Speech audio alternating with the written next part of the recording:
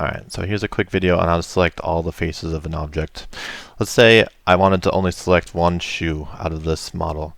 So I'll go into modeling mode, I'll go into edit mode by hitting tab with the object selected, and by default Blender will only select what is visible. So like for instance, I select all of this, but there's still a ton of geometry. It didn't select anything in the back.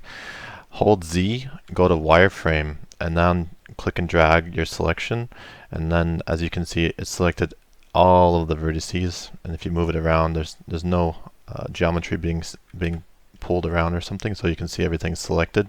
Another quick tip is if you wanted to save this selection, because if I click off, that selection is gone, right?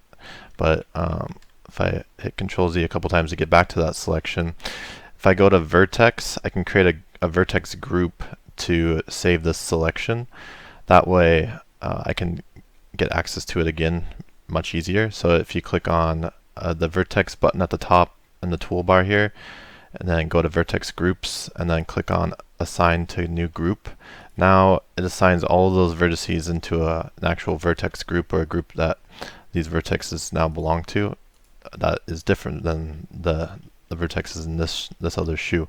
So if I wanted to get that selection back, click on a vertice that's in that group, that you know it's in that group, and then click on the select button up here.